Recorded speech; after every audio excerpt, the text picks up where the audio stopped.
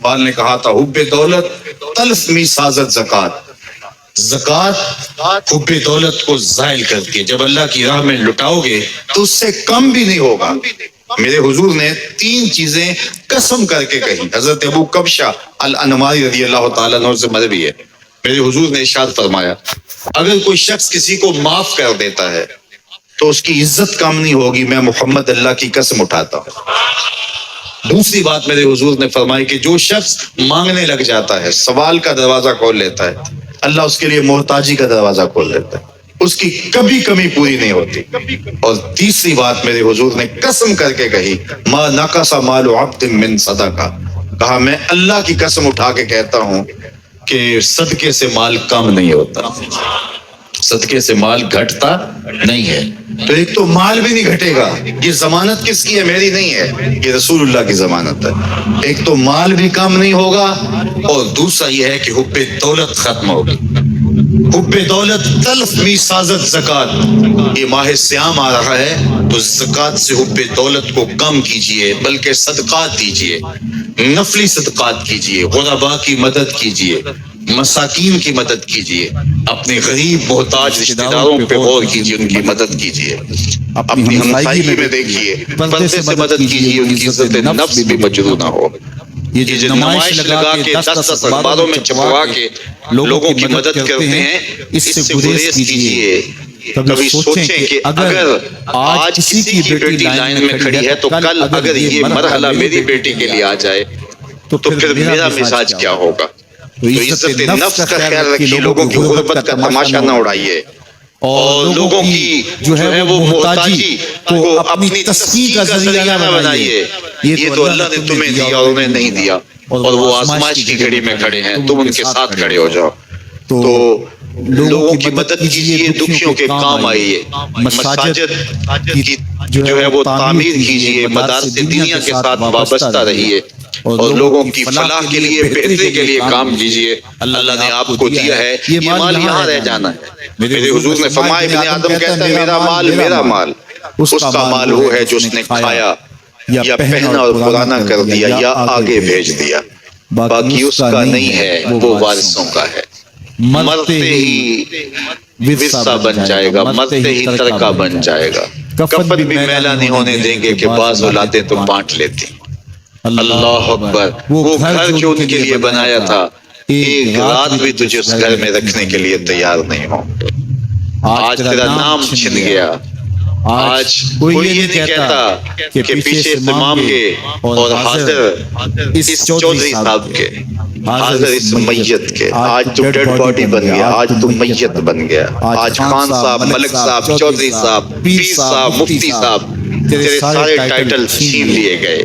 آج پیچھے اس امام کے اور دعا واسطے حاضر اس میت کے، آج تو میت بن گیا۔ آج تیرا لباس بھی پھاڑ کے اتارا ہے، آج تیرے انگوٹھے باندھ دیے گئے ہیں، ناک میں روئی ٹھونس دی گئی ہے۔ آج تو غسال کے رحم و کرم پہ ہیں، وہ تجھے ادھر الٹ دے یا ادھر پلٹ دے۔ اب تیرے پاس کوئی اختیار ہی باقی نہیں رہا۔ میاں صاحب بولے جان دیواری ڈرونا بنے ہو تے ہاتھ نہ لاندے ڈرتے۔ آج اولاد بھی دور ہے، پوتے اور پوتیاں بھی ڈرتی ہیں۔ جان دیواری ڈرونا بنے ہو تے ہاتھ نہ لاندے ڈر دے، جنہ لئی تو پاپ کمائے آج کتنے نہیں تیرے گھر دے۔ آج سارے چلے گئے، تو آج اپنے ہاتھ سے اپنی زندگی کو سنوارنے کے عمل کی طرف بڑھیں اور راہ خدا میں خرچ کریں، دکھیوں، مجبوروں اور لاچاروں کے کام آئیں۔ اللہ آپ کی مدد کرے گا اور حب دنیا کم ہوگی۔ اللہ تعالیٰ جل شانہ نے سورہ عادیات میں پہلی 5 آیات میں قسمیں کی، پھر 3 آیات میں جو ہے وہ حضرت انسان کی وہ کمیاں، کوتاہیاں جن کی بنیاد پر باقی گناہ سرزد ہوتے ہیں ان کو بیان کیا، اور اس کے بعد پھر علاج بھی قرآن نے بتایا، اور کس قدر اس کو چوٹ لگائی۔ افلا یعلم اذا بعثر ما فی القبور وحصل ما فی الصدور ان ربهم بهم یومئذ لخبیر۔ افلا یعلم اذا بعثر ما فی القبور، اے اکڑ کے چلنے والے، اے ناشکر انسان، اے دولت کے پجاری، وہ وقت یاد کر جب تو قبر سے اٹھایا جائے گا، اس وقت کفن بھی چھین لیا جائے گا، اب سب کچھ چھین لیا گیا، دولت، بینک بیلنس، تیری جائیدادیں، پلازے، گاڑیاں، گھر، کوٹھیاں، بنگلے، سب کچھ یہی رہ گیا، صرف ایک چادر کفن کے لے کے جا رہا ہے۔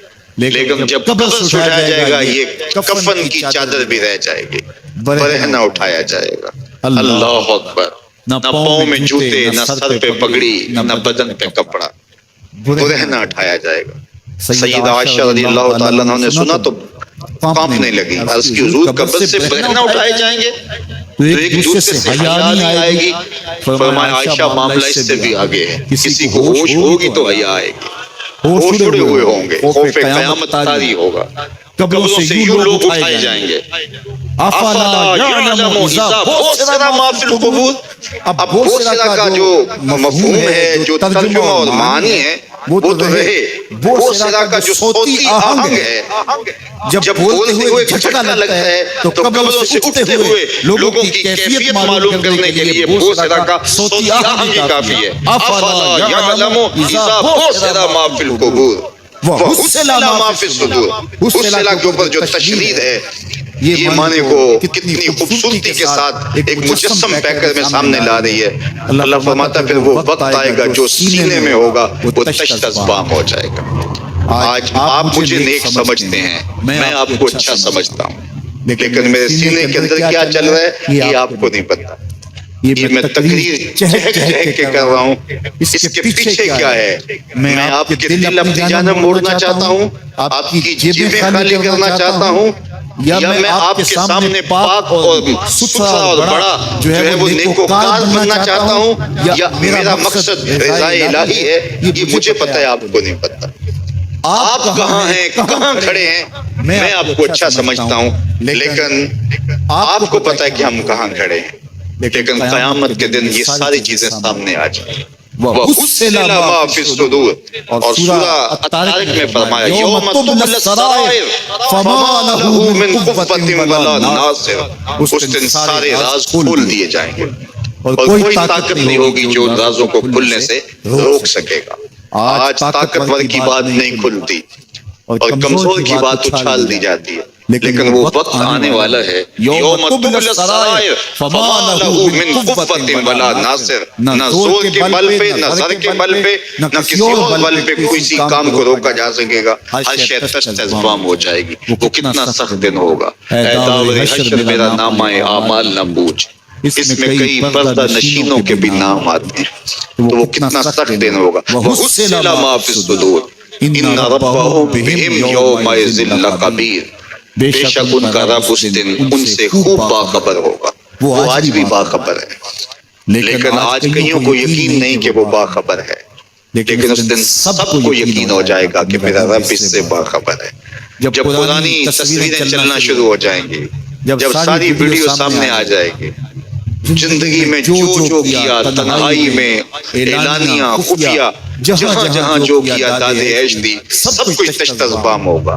سب کچھ جو ہے وہ سکرین پہ چل رہا ہوگا، کوئی چیز بھی تشت ازبام ہونے سے نہیں رہ جائے گی۔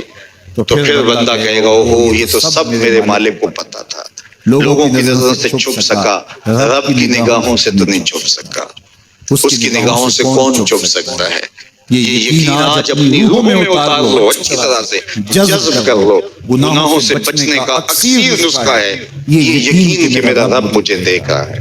یہ یقین جب روح میں جم جائے، خیالوں میں اتر جائے، اعتقاد کا پختہ حصہ بن جائے، پھر بند کوٹڑی میں بھی جرم نہیں ہو سکتا کہ میرا مالک تو مجھے دیکھ رہا ہے۔ آپ دیکھتے نہیں کہ جب ساتوں دروازے بند کر کے بت کے اوپر موٹا کپڑا ڈال کے زلیخا بولی ہے طلق، یوسف اب تو آ جاؤ نا، اب تو کوئی نہیں دیکھ رہا۔ قال معاذ اللہ، تو جناب یوسف نے کہا میں اللہ کی پناہ میں آتا ہوں۔ اللہ اکبر۔ تو دروازے بند کر کے لوگوں کی نظروں سے چھپ گئی ہے اور بے نور آنکھیں رکھنے والے اس پتھر کے بت سے بھی حیا کرتی ہے اور اس پہ بھی پردہ ڈال دیا ہے۔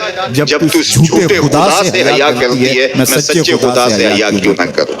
جو ساتویں کوٹڑی میں بھی دیکھتا ہے، اتنی روشنیاں برسی کہ گناہ کا تصور بھی محال ہو۔ تو یہ یقین کہ میرا اللہ مجھے دیکھ رہا ہے، یہ انسان کی زندگی میں نظم پیدا کرتا ہے۔ آنے والا موسم ماہ سیام رمضان المبارک، یہ ہماری زندگی کے اندر یہ نور داخل کرتا ہے کہ میرا اللہ دیکھ رہا ہے. کڑکتی دھوپ، برستی گرمی، زبان کانٹا، ہونٹ خشک، گلا خشک، دروازہ مقفل، ٹھنڈا پانی دستیاب، لیکن ایک گھونٹ بھی حلق سے نیچے نہیں اتارتے کہ میرا اللہ دیکھ رہا ہے. وضو کرتے بھی احتیاط کرتے ہیں کہ میرا اللہ مجھے دیکھ رہا ہے. کرتے ہیں کہ نہیں کرتے؟ یہ نور ملتا ہے کہ نہیں ملتا؟ اس کو پھر جذب کر لینا چاہیے تاکہ یہ زندگی میں چھا جائے. کیونکہ جو رمضان میں دیکھتا ہے وہ غیر رمضان میں بھی دیکھتا ہے. اور پھر پانی نہیں پیتے کہ اللہ دیکھ رہا ہے، کھانا نہیں کھاتے اللہ دیکھ رہا ہے، لیکن جب آنکھ بھٹکتی ہے تو اس وقت اللہ نہیں دیکھتا. جب خیال بھٹکتا ہے تو اس وقت اللہ نہیں دیکھتا. رشوت میز کے اوپر سے لے رہے ہو یا نیچے سے لے رہے ہو تب نہیں اللہ دیکھ رہا ہوتا. اللہ صرف کھانے پینے کو دیکھ رہا ہوتا ہے. یہ جو ایک نور آیا ہے اس کو جذب کر لے، پوری زندگی میں پھیلا لے. تو اسی لیے رمضان تقوی بانٹتا ہے، روزہ تقوی بانٹتا ہے، زندگی میں نور و روشنیاں بھر دیتا ہے.